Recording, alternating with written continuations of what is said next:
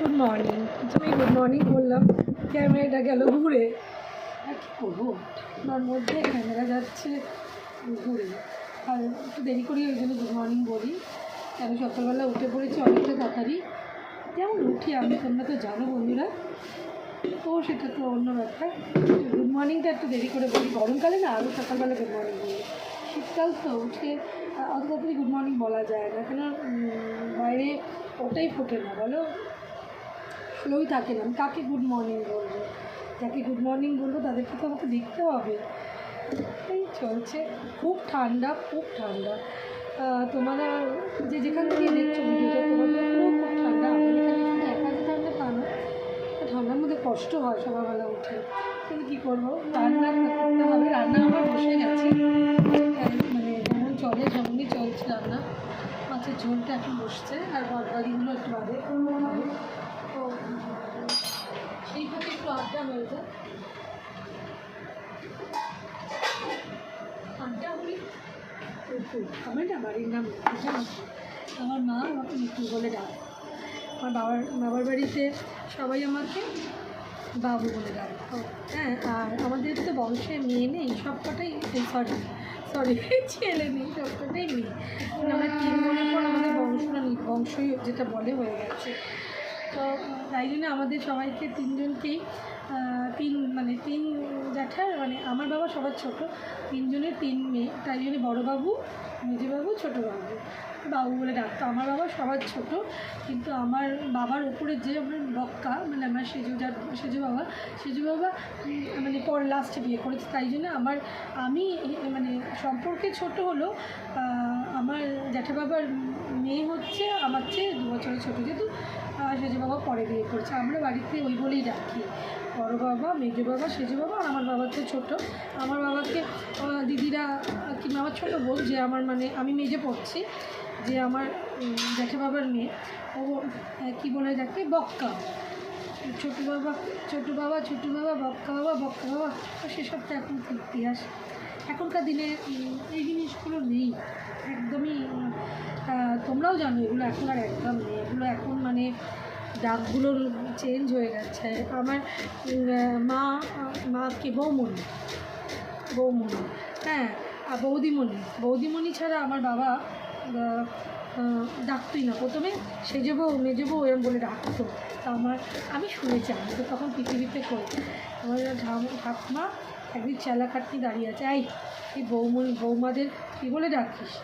হ্যাঁ, বৌমণি না বলে বলছে, আমার ভালো লাগে জানো মা, সেজো বউ, ও মেজো বউ, ও বড়ো বউ, এরপরে ডাকতে ভালো লাগে। তো যাই হোক, এইভাবে আমাদের ছোটোবেলাটা একটু অন্যরকমই ছিল। সেসব এখন হারিয়ে গেছে গো। এখন আর এইসব কোনো বুঝলেও পাবে না, কোনো সংসারই পাবে না। আমার তোমার বলে না, সব সংসার থেকেই এই জিনিসগুলো হারিয়ে গেছে। ঠিক বলিনি বলো বন্ধুরা? ঠিক বলি, আমরাও এগিয়ে করি। মাছের ঝোলটা ফুটছে, ওর বাবা আর মেয়ে বেরাবে আজকে বড়ো ছেলে কলেজে হয়তো একটু দেরি করে যাবে, কোনো ঠিক নেই, ওর যাওয়াটা নির্ভর করছে, ও একটু দেরি করে যাবে হয়তো। কিন্তু বড় বাবা আর মেয়ে বেরাবে, ছোটো ছেলে বেরিয়ে গেছে, আজকেই হয়তো স্কুল ছুটি পড়ে যাবে। কাল স্কুলের প্রোগ্রাম আছে, অ্যানুয়াল প্রোগ্রাম 18 তারিখ। আর তারপরে তো তোমার এই উইন্টারে এটা ওটার সাথে তো চলছে। তোমাদের উইন্টারে লাস্ট উইকে কী প্ল্যান? দেখো, আমার কোনো প্ল্যান এখন অবধি নেই, কারণ হচ্ছে 31st হচ্ছে মঙ্গলবার, আমার হাজব্যান্ডের মর্নিং ডিউটি, জেনারেল শিফট, 10টা 6টা, মানে বাড়ি আস্তে আস্তে 8টা রাত। ওই রাতটা বাড়িতে আমি, এটাই আনন্দ, হচ্ছে বড়ো আনন্দ কিছু হয় না। আর বাকি হচ্ছে 31st, এবার 1 জানুয়ারির দিন ওর মর্নিং ডিউটি, একদম 4:30 বেজে যাবে। আর বছরের প্রথম ডিউটি, কোনোভাবেই কোনো দিন পৃথিবীতে কোনো দিন ও কামাই করেনি। খুব যদি আমি মরে না যাই, আমার কোনো এমার্জেন্সি না আসে, অফিস যাবে সকালবেলা উঠে। আর তারপরে এসে বুধবার আবার নাইটে যাবে। 1 জানুয়ারির দিন আমার হাজব্যান্ডের ডবল শিফট, তার জন্যে কোনো প্ল্যান এখন অবধি নেই। আর 2 জানুয়ারি পর 3 জানুয়ারি আই থিঙ্ক স্কুল খুলে যাবে, আমাকে দেখতে হবে ডায়েরিটা, এখন অবধি অত দূর দেখিনি, অনেকটা ছুটি তো খোলার আগে। 3 তারিখ মোহনবাগানে খেলা আছে, জয় মোহনবাগান খেলা দেখতে যাবো, কী মজা। আমি গোল আমাদের মানে ছোটোবেলায় আমরা মানে কংগ্রেস, মোহনবাগান, বাটার যুদ্ধ, আনন্দবাজার এগুলো আমি তো একদম নর্থ কলকাতা পাইকপাড়ার মেয়ে সামনে বুঝেছি তো, মানে আমাদের কাছে এটা একটা বিশাল কালচারের ব্যাপার ছিল। এইগুলো ছাড়া আমার হবেই না। মোহনবাগান আছে, আমার ছোটো ছেলে আমার সাথে আমার বড় তো বাবার সাথে নিয়ে বাবা মায়ের চাপ কিছু বলতেই পারে না। আমার শ্বশুর বাড়ি এরা পুরোটাই হচ্ছে ইস্ট বেঙ্গল, বুঝেছো? যাই হোক, এইভাবেই হচ্ছে, চলুন এভাবেই চললো। পুজোর একদমই শেষ।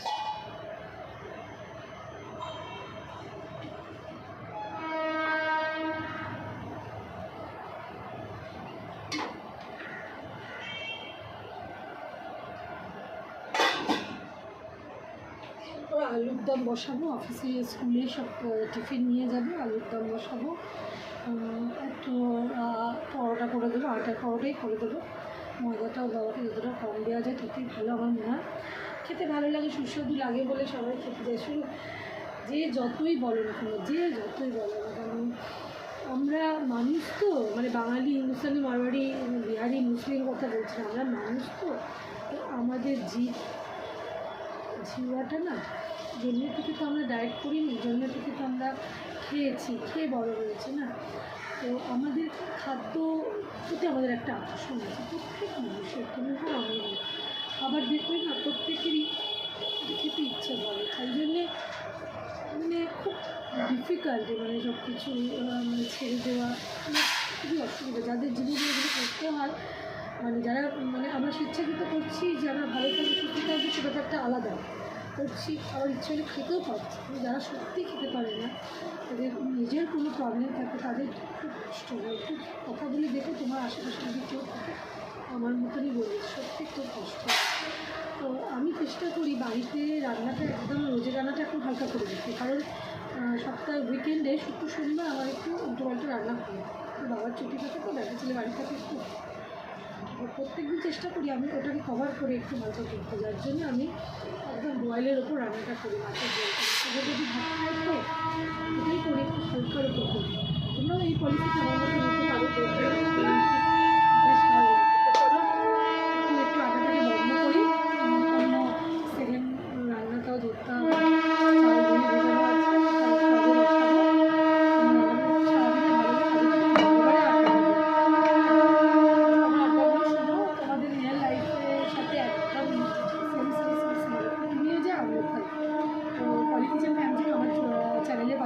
ভালোবাসা দিও, আস্তে আস্তে আমার চ্যানেলটা বড়ো হচ্ছে, তোমাদের আশীর্বাদে ধরতে আমার মাথার থেকে তোমরা অবশ্যই বলো, অনুমান করো না, আমি কিন্তু ভালো মনে মানুষ, ভুল হলে বলো, আমি সেটা সবসময় অ্যাডমায়ার করি। চলো শুভ সকাল, সারাদিনটা ভালো যাক, পরের ভিডিওতে আসছে এটা।